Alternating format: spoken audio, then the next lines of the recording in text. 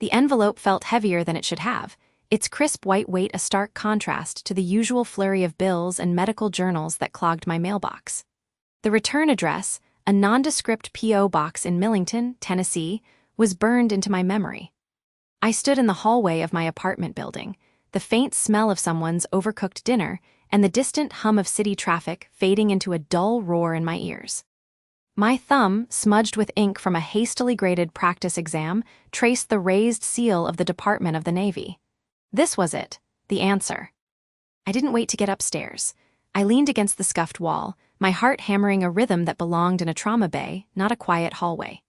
I tore the flap, the sound unnaturally loud. The letter was formal, dense with bureaucratic language, but the words "pleased to inform you" and "commission as a lieutenant in the medical corps" leaped out at me.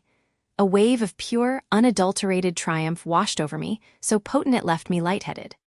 7 years of pre-med, 4 years of medical school, countless nights spent with my face buried in textbooks while my peers were out living.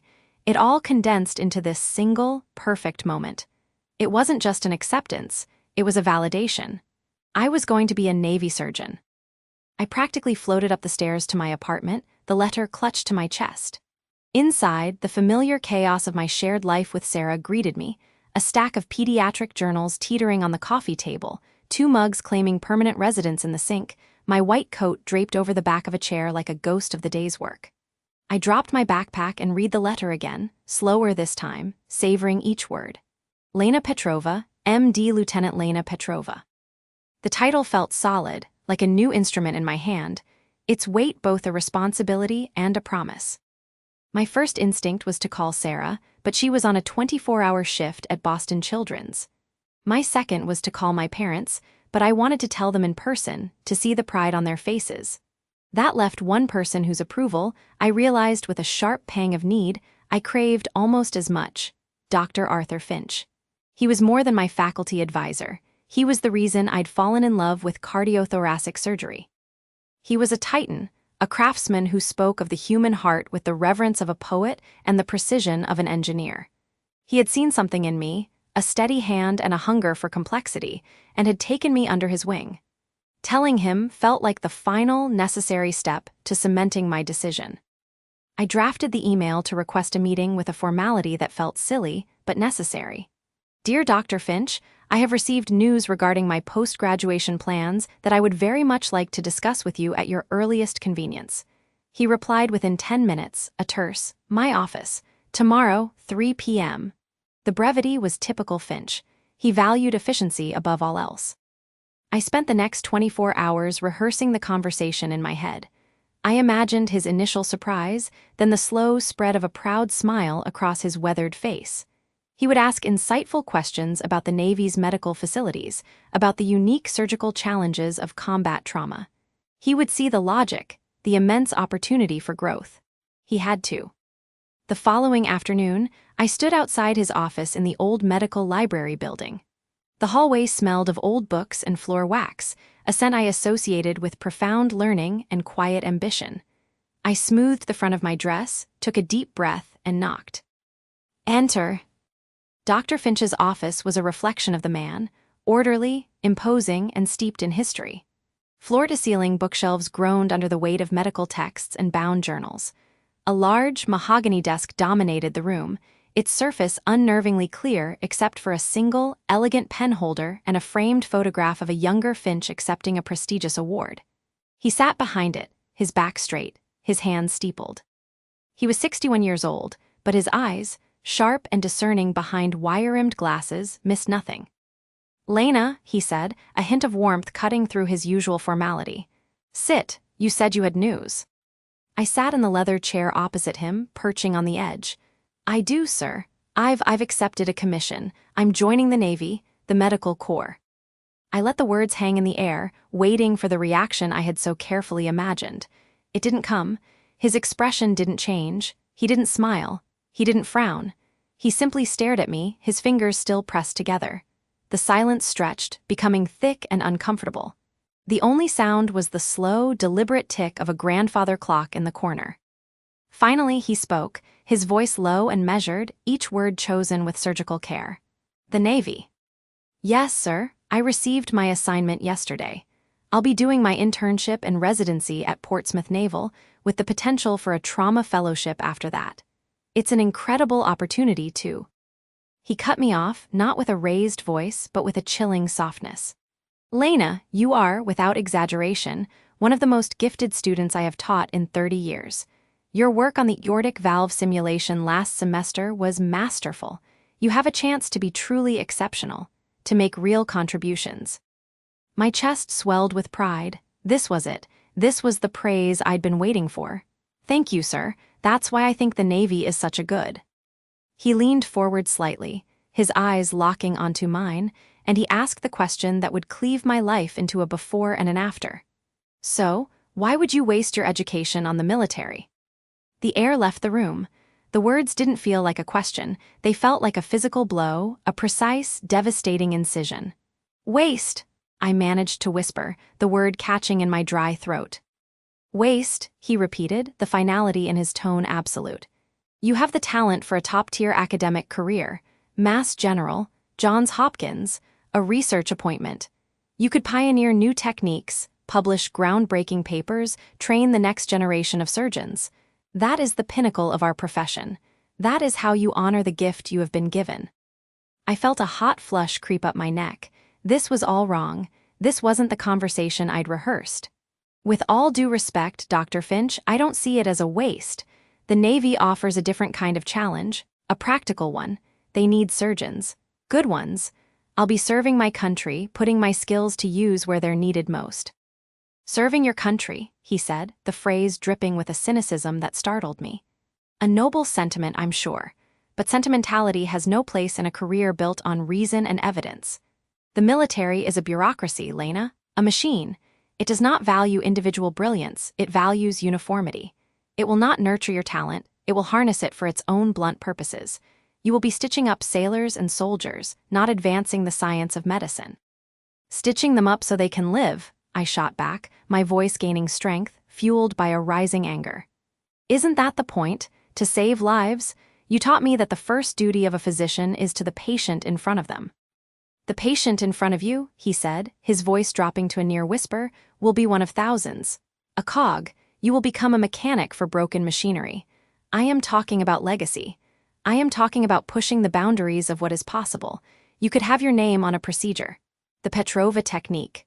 That is how you save lives, not one at a time, but thousands at a time, for generations to come.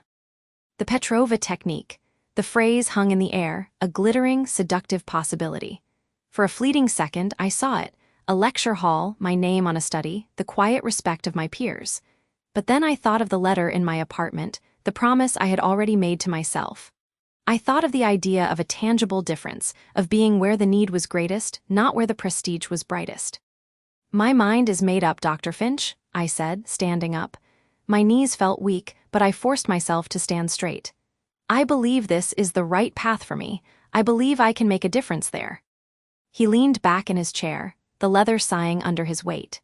The disappointment in his eyes was a physical weight on my shoulders. He looked at me not with anger, but with a profound, weary sadness, as if he were watching a priceless Stradivarius being used as a hammer. Then you have made your choice, he said, his tone final, dismissive. I wish you well, Lieutenant Petrova, I truly do. I just hope, for your sake, that you do not come to regret squandering such rare potential. I didn't trust myself to speak another word. I simply nodded, turned, and walked out of his office, closing the door softly behind me. The solid click of the latch echoed in the silent hallway. I made it around the corner before I had to stop, leaning my forehead against the cool, painted cinderblock wall. I squeezed my eyes shut, but his question was already seared into my mind. Why would you waste your education? The conviction I had felt just minutes ago now felt fragile, a thin shell around a sudden, yawning doubt.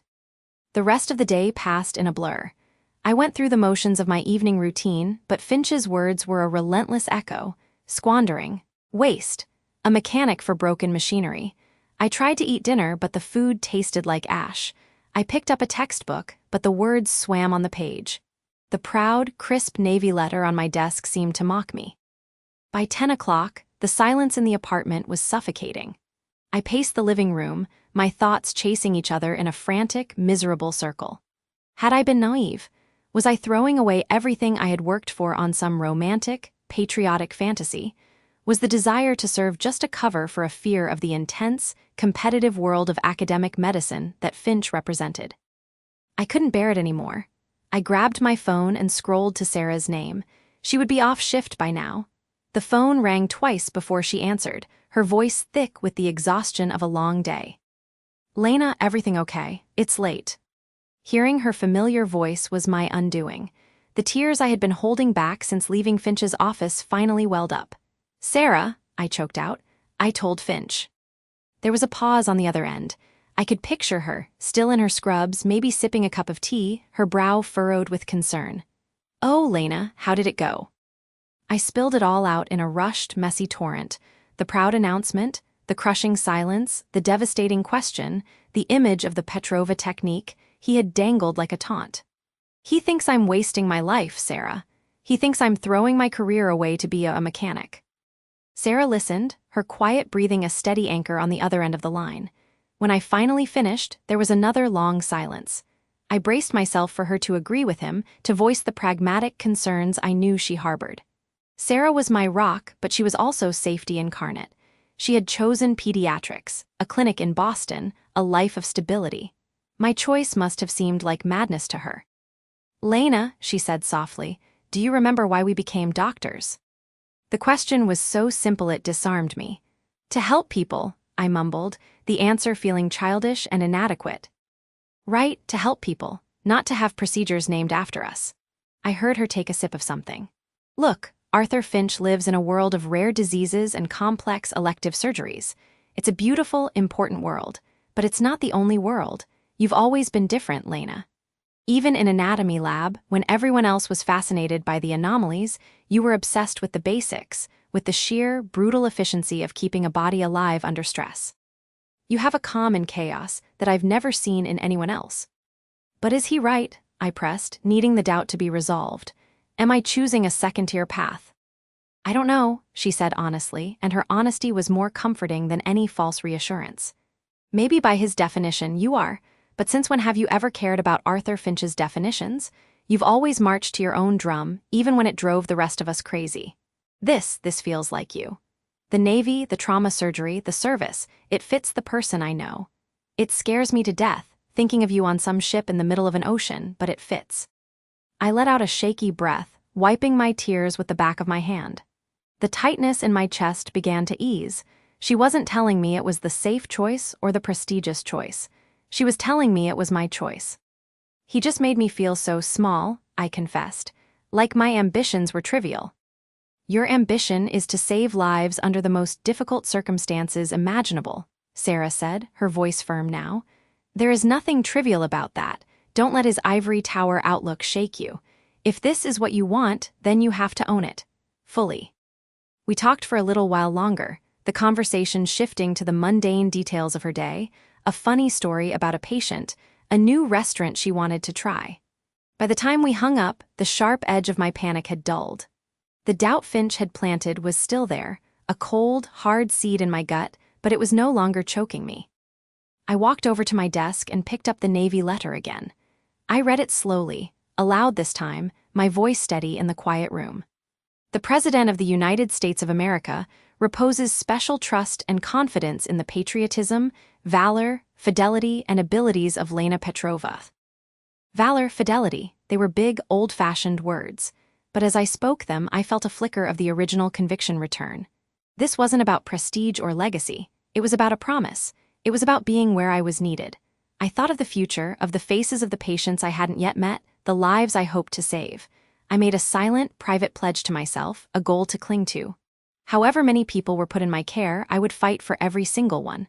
I would save them. I would save hundreds. I placed the letter back on the desk, aligning it perfectly. The seed of doubt was there, yes, a gift from my mentor. But alongside it now was something else, something harder and more determined. A resolve to prove him wrong. To prove that saving one life at a time, especially when that life was willing to die for something greater, was the furthest thing from a waste. It was the highest calling I could imagine. For now, that had to be enough. The air in the operating theater was a physical thing, thick with the coppery scent of blood, and the sharp, sterile tang of betadine. It was a smell that had become as familiar to me as my own breath over the last 72 hours, a constant presence in the relentless cycle of trauma that had become my new reality. 3 years. It had been 3 years since I'd stood in my sunlit apartment, holding that crisp commission letter, my heart soaring with a triumph I could barely contain. That feeling belonged to another Lena, a woman who had no concept of the true weight of the gold bars on her collar. A low, rhythmic thrum vibrated up through the deck plates of the USNS Comfort, a constant reminder that we were a city of healing floating in a hostile sea. The ship groaned around us, a living entity protesting the strain we were putting it under. We'd been running multiple trauma bays nonstop since the mass casualty incident began, a flood of broken bodies from a coordinated attack on a coalition forward operating base. Pressures dropping, 80/40. My voice was hoarse, stripped of any emotion that wasn't directly related to the task at hand.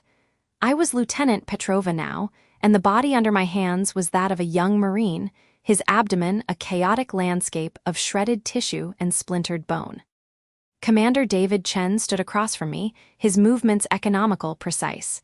He didn't look up from the field of battle we were fighting in. More packing. Lena, find the source of that bleed. It's arterial. You're looking for a pulsing jet, not a slow ooze. His comm was an anchor in the storm of beeping monitors, the suction's wet gurgle, and the tense, clipped communication of the OR team. I followed his instruction, my hands moving with a speed and certainty that would have shocked the medical student I'd been. My fingers, sheathed in slick latex, probed the warm, yielding tissue, searching for the rogue vessel that was stealing this boy's life second by second. This wasn't the medicine I'd learned in Dr. Finch's pristine lecture halls, where pathology was a theoretical puzzle presented on a clean slide. This was visceral, brutal, and immediate. There was no time for academic debate, for considering the dozen differential diagnoses. There was only the bleed, the break, the fix. My world had narrowed to the circle of light illuminating my patient, to the feel of a scalpel handle in my palm, to the sound of Commander Chen's steady voice. I found it, a tiny, vicious fountain of bright red blood welling up from deep near the iliac artery. There. Clamp it, Chen said, his eyes meeting mine for a fraction of a second over our surgical masks. In that glance was an entire conversation. You see it. You can do this. Now. My instrument closed around the vessel with a definitive click. The frantic pulsing stopped. The anesthesiologist let out a soft, relieved breath. Pressure, S coming up, 90/50. We worked in synchronized silence for another hour, repairing, resecting, restoring order to the chaos. It was a dance we'd performed too many times in the last 3 days, a grim ballet of damage control. When the last suture was placed and the final count of sponges and instruments confirmed, I felt the artificial energy that had sustained me begin to drain away, leaving behind a profound, bone-deep exhaustion. "Good work, Lieutenant," Chen said, stripping off his gloves and gown. He was a man of few words, but each one carried weight. At 45, he moved with the weary grace of someone who had spent more of his life in ORs like this one than out of them. His hair was flecked with gray at the temples, but his eyes, dark and intelligent, missed nothing. "Get some air. We've got another wave incoming in 90 minutes. The triage deck is a nightmare." I just nodded, my throat too dry to form words. I walked out of the OR on legs that felt like rubber, the adrenaline receding and leaving a tremor in its wake. The corridor outside was a river of controlled panic, gurneys being rushed by corpsemen, the clatter of equipment, the low moans of the wounded. I pushed through a heavy door and stumbled out onto a small, deserted weather deck. The shock of the outside world was physical. After the recycled, chemical-laden air of the ship's interior, the blast of humid, salt-tinged wind was a baptism.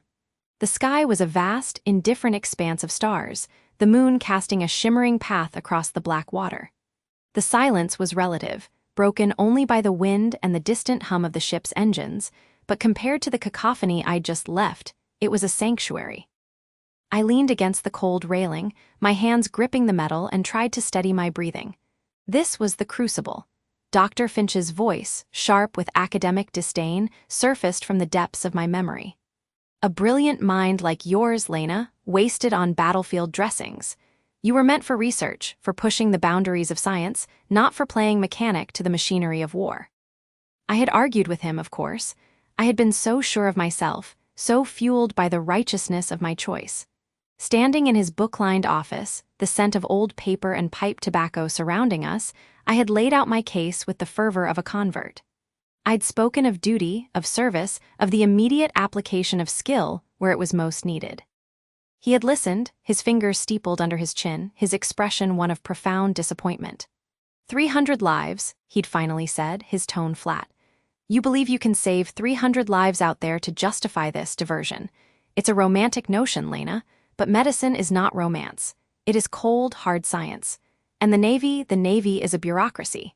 It will grind that idealism out of you until there's nothing left but a number on a form. His words had felt like a challenge then. Now, 3 years into my commission and in the midst of my first real deployment, they felt like a ghost haunting me. Was this a diversion? Was I just a mechanic? The work was repetitive, brutal, and utterly draining. There was no time for the intellectual elegance Finch prized so highly. There was only the next life, the next desperate attempt to cheat death. My thoughts were interrupted by the vibration of my personal tablet in the thigh pocket of my scrubs. I rarely checked it during these marathon sessions, the connection to the outside world feeling like a distant, almost fictional planet. But the need for a distraction, for something that wasn't blood and trauma, was overwhelming. I tapped the screen. A single email glowed back at me, the subject line simple, Boston in the fall. It was from Sarah. Hey Lena. Just wanted to send a note into the ether and hope it finds you. Things here are quiet. In a good way, the practice is thriving. I finally took your advice and hired another pediatrician, a lovely woman named Marie, so I'm actually working sane hours for the first time in forever. Can you imagine? I left the office at 5 o'clock yesterday. 5 o'clock. I went for a run along the Charles River. The leaves are just starting to turn, all fiery reds and golds. It was so peaceful. I bought a new condo. Top floor, huge windows, lots of light. It feels stable, permanent. Mom and Dad visited last weekend and kept saying how proud they are that I'm settled. I think about you all the time. The news here is so vague, just talking about ongoing operations. I can't even begin to picture what your days are like. I hope you're safe. I hope you're holding up. Write back when you can. Send me a picture of the ocean or something. All my love. Sarah. I read the email twice, the words painting a picture so vivid and so alien to my current existence that it felt like reading a page from a fairy tale. Leaving work at 5, a run along a river, a new condo, stable, permanent. The words echoed in the hollow space my fatigue had carved out inside me. A sharp pang of isolation, more acute than any I'd felt before, lanced through me. Sarah's life was the path I had not taken. It was comfortable, safe, and normal. It was a life of treating ear infections and reassuring new parents, of autumn leaves and a home that didn't vibrate with the strain of its own engines. For a moment, the temptation to envy her was overwhelming. What would it be like to sleep in my own bed, to know what day of the week it was, to be free of the constant, grinding pressure? I looked out at the endless, dark ocean, a vast emptiness that separated me from everything Sarah described. There were no fiery leaves here, only the monochrome of sea and sky, and the metallic, blood-scented world within the ship. I closed the email without replying. What could I possibly say? That I'd just been elbow-deep in a young man's abdomen? That the concept of a sane hour was a joke from a previous life? That stability was a dream I'd willingly traded for this floating fortress of trauma? The ship's intercom crackled to life, a voice cutting through the night. All surgical teams, report to triage. Repeat, all teams to triage. Incoming casualties, estimated arrival in 10 minutes. The moment of self-pity vanished, burned away by the familiar surge of duty. Sarah's world receded, a beautiful, impossible photograph. My world was here, in the bright, loud, desperate rooms of the ship. I pushed myself away from the railing and headed back inside. The transition from the quiet deck to the organized bedlam of the triage area was jarring. The vast space was a sea of gurneys, each holding a story of pain and survival. Corpsemen moved with purpose, their faces set in masks of concentration. The air hummed with a low-grade urgency. Commander Chen was already there, a clipboard in his hand, his eyes scanning the new arrivals with a practiced, triaging gaze. He saw me and nodded toward a gurney near the end of the line. Petrova, take Reynolds, abdominal evisceration, BP unstable. Bay 3 is prepped. I moved without hesitation, my focus narrowing onto the patient. Petty Officer Mark Reynolds was young, maybe 24. His face was pale, beaded with sweat, his eyes wide with a shock that hadn't yet given way to full comprehension.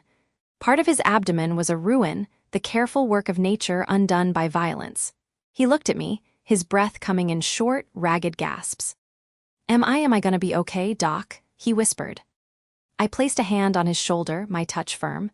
"We're going to take care of you, Mark. My name is Lena. I'm your surgeon. You're on the comfort now, you're safe."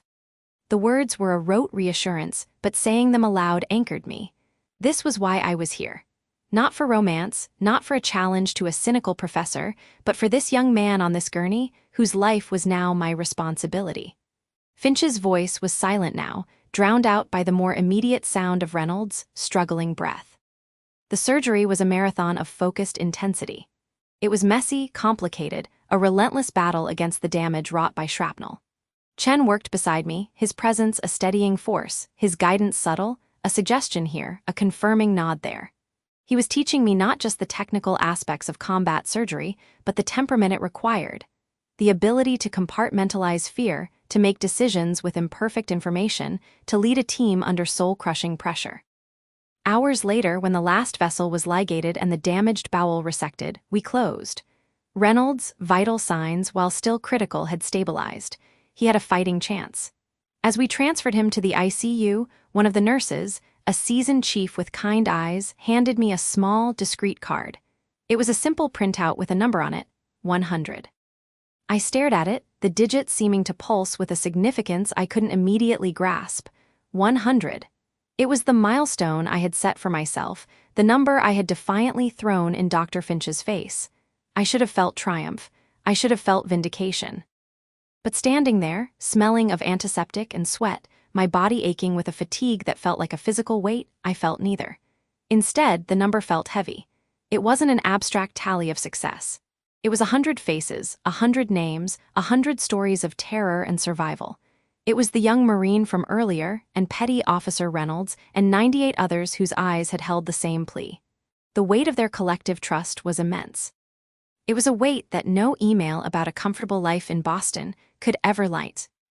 Later, during a rare lull, Commander Chen found me in the doctor's mess, staring into a cup of cold coffee. He sat down across from me, the lines on his face deeper than usual. "The 100th save is the hardest," he said quietly, his voice cutting through my reverie. I looked up surprised. "How did you know?" He offered a small, tired smile. "I've been doing this a long time. The first few, you're too busy to count.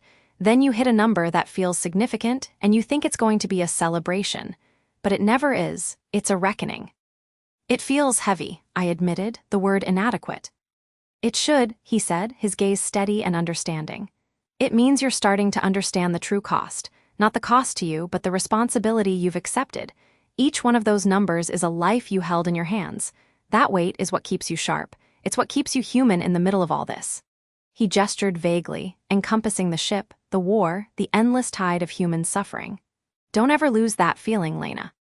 The day it becomes just a number is the day you need to walk away." He stood up, leaving me with my thoughts. I looked back at my coffee, seeing my distorted reflection in the dark liquid. Finch saw my choice as a rejection of intellectual pursuit. Sarah saw it as a dangerous divergence from stability, but Chen understood. It wasn't about rejecting one path for another. It was about embracing a different kind of weight, a profound and terrible responsibility. The ghost of Finch's doubt still lingered, but it was being slowly reshaped, not by triumph, but by the sobering gravity of the number 100. I was not the same woman who had opened that commission letter. I was being forged in this crucible, and the person emerging was harder, more capable, and more aware of the cost of her convictions than she had ever imagined possible. The first tremor was a deep, groaning shudder that traveled up through the deck plates and into the soles of my boots.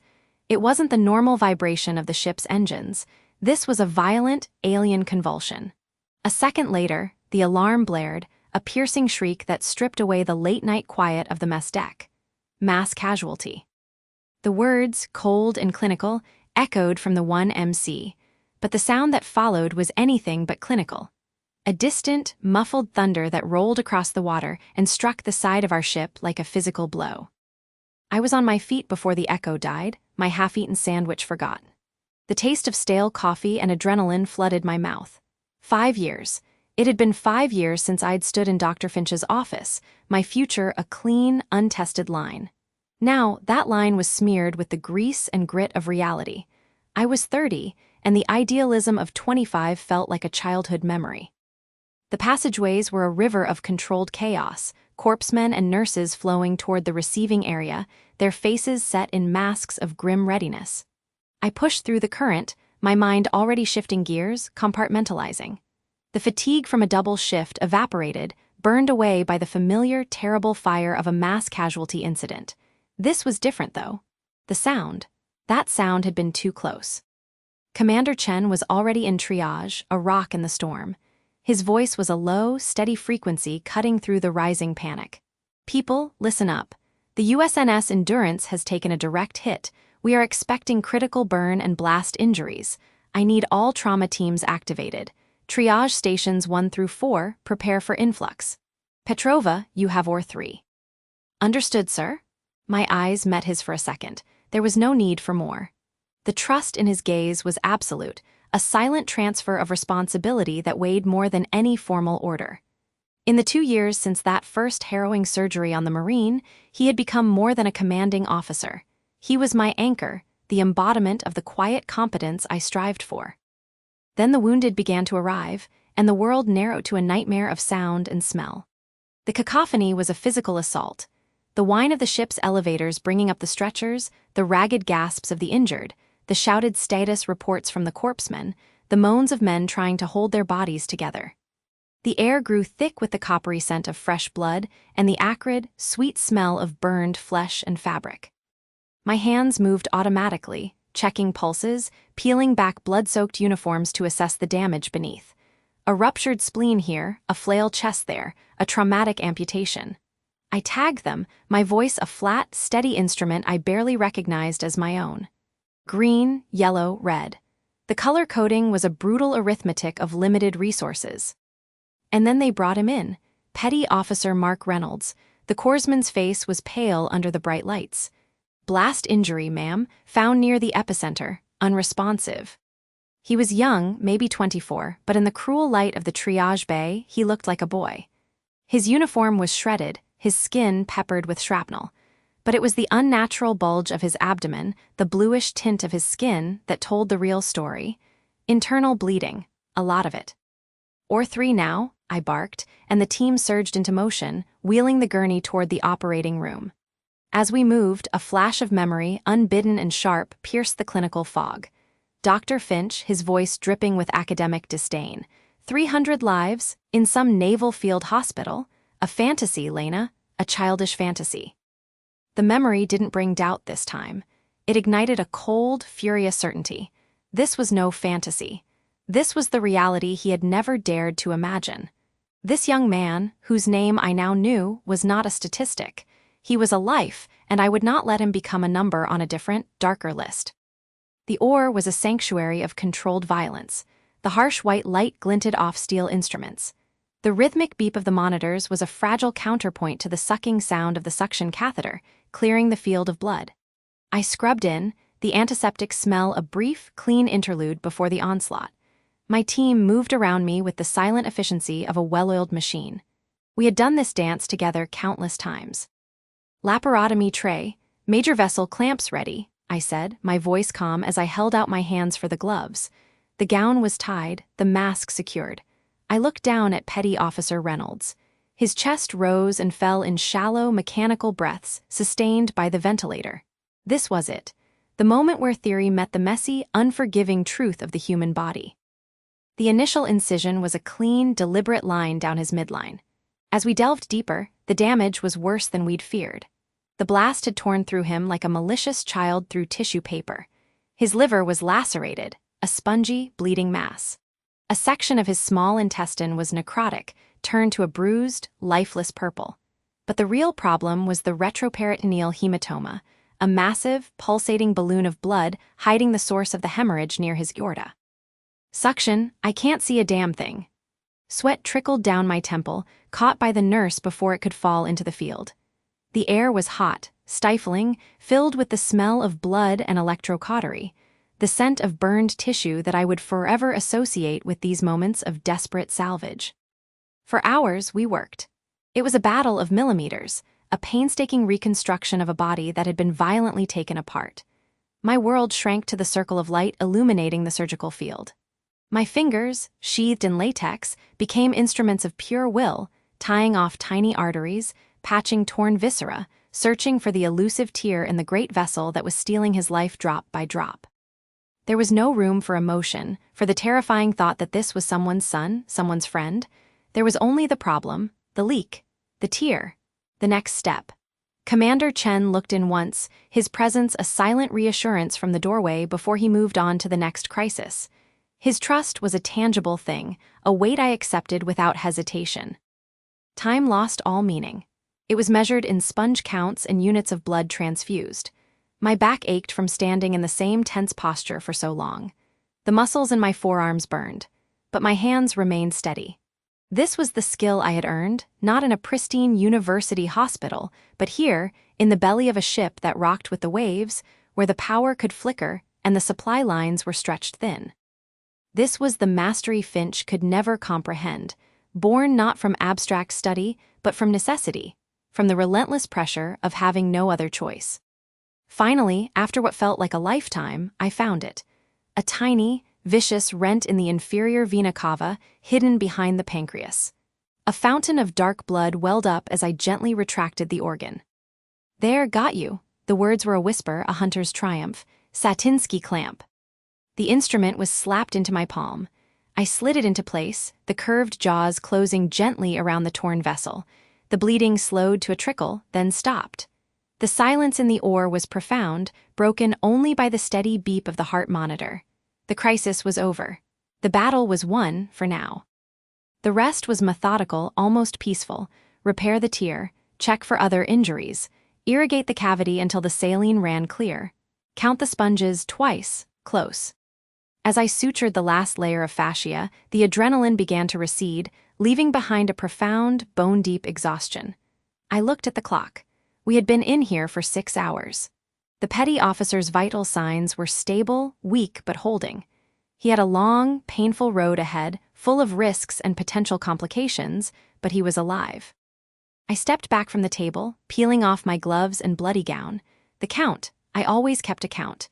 It wasn't about glory, it was about accountability. In the quiet of the post-op scrub, the number surfaced in my mind, 247. This young sailor, Mark Reynolds, was the 247th life I had pulled back from the edge. The number was no longer an abstract goal. It was a collection of faces, of stories, of struggles. It was a weight I carried with a sense of fierce, unshakable pride. 3 days later, after a solid 16 hours of dead sleep, I made my rounds. The ship had settled into a grim, weary rhythm. The sounds of suffering were quieter now, replaced by the soft murmurs of conversation and the hum of medical equipment. I found Petty Officer Reynolds in the ICU step-down unit, awake and lucid, though pale and tethered to a spiderweb of tubes and wires. He tried to sit up a little straighter as I approached, wincing at the effort. "Ma'am," he said, his voice a dry rasp. "At ease, Petty Officer," I said, checking his chart. His numbers were good. The infection they'd feared hadn't taken hold. "How's the pain?" "Manageable, ma'am." He managed a weak smile. "They told me what you did, how long you were in there. I don't know how to thank you." I shook my head the way I always did. "You don't have to thank me, it's my job." It was the standard response, the professional deflection. But he persisted, his eyes a clear, startling blue, earnest. "No, it's more than that. My wife, Julie, she's back in Jacksonville. We have a little girl, Chloe. She just turned 2. He gestured weakly toward the small stand beside his bed, where a creased photograph showed a smiling woman holding a toddler with bright red curls. If your team hadn't," he trailed off, emotion choking his words. I looked at the photograph, really looked at it. Julie's smile was bright, full of a life that continued thousands of miles away, oblivious to how close it had come to shattering. Chloe's face was a perfect, innocent circle of joy. And in that moment, Dr. Finch's voice was finally silenced, not by argument, but by this simple, devastating evidence. This was what he would never understand. It wasn't about the prestige of the institution or the complexity of the procedure published in a journal. It was about this. It was about Julie still having a husband to come home to. It was about Chloe growing up with a father. It was about a family, whole and intact, because of the work we did here, in this floating hospital far from anywhere. My duty wasn't just to medicine, it was to them, to all the Julies and Chloes I would never meet. "She's beautiful," I said, my own voice thick. I cleared my throat, the surgeon's mask slipping back into place. "You focus on getting better, Reynolds. That's your job now. Get strong for them." As I walked away, the sterile ship air feeling different in my lungs, I felt a shift within me, as tangible as the tectonic shudder that had started it all. The last vestiges of the woman who had once doubted her path, who had worried about the opinion of an old man in a book-lined office, sloughed away. I was a trauma surgeon. I was a naval officer. The two were inextricably woven into the fabric of who I was. The doubt was gone, replaced by a conviction as solid as the deck beneath my feet. Finch's critique wasn't just irrelevant, it was a relic from a world that no longer held any meaning for me. My world was here, in the smell of antiseptic and blood, in the sound of a steady heartbeat on a monitor, in the grateful eyes of a young sailor who had a future to return to. The tide had turned, not just for Petty Officer Reynolds, but for me. I was exactly where I was meant to be. The polished wood of the podium felt cool and familiar beneath my fingertips, a grain I knew as well as the sutures on a needle driver. The lecture hall was just as I remembered it. The steep tiers of seats rising into shadowed gloom, the faint smell of antiseptic and old books clinging to the air, the massive projection screen behind me glowing white and empty. 7 years. It felt like a lifetime and the blink of an eye. The faces looking back at me were younger, brighter, their scrubs crisp and unblemished, their eyes filled with the particular brand of arrogant anxiety that only top-tier medical students can possess. I saw myself in every one of them, the 25-year-old who stood here once, trembling with a different kind of fear. "They tell me I'm supposed to talk about surgical technique," I began, my voice echoing slightly in the cavernous room. A few students straightened their postures, pens poised over notebooks. About the latest advancements in trauma resuscitation, or perhaps the nuances of a clamshell thoracotomy in a resource-limited environment. I paused, letting my gaze sweep over them. "But you can read about that. You've been reading about it for years. You'll spend the rest of your lives reading about it. Today, I want to talk about something you won't find in any textbook." I clicked the small remote in my hand. The screen behind me lit up not with a diagram of the human body, but with a photograph. It was a picture of the surgical team aboard the USNS Comfort, taken after 72 straight hours during the endurance crisis. We were silhouetted against the red glow of the OR lights, our scrubs stained, our faces etched with a fatigue that went deeper than bone. Commander Chen was a steady presence at my shoulder, his eyes calm even in his exhaustion. I was next to him, a younger version of myself, my jaw set with a determination I could still feel in my teeth. "Service," I said, the word simple and heavy. "Sacrifice. These are abstract concepts until they're not, until they are the weight of a young sailor's life in your hands and the sound of his heartbeat fading on the monitor." Another click. The screen changed to a simple, elegant number, 347. A murmur rustled through the audience. I saw a few brows furrow in confusion. 347, I said softly. "That's the number I keep in my head. It's not a statistic. It's a collection of names, of faces, of stories." My eyes, almost of their own volition, drifted to the back of the hall. He was there just as I knew he would be. Dr. Arthur Finch, sitting alone in the last row. At 68, he seemed smaller, the sharp angles of his face softened by time, but his posture was still ramrod straight.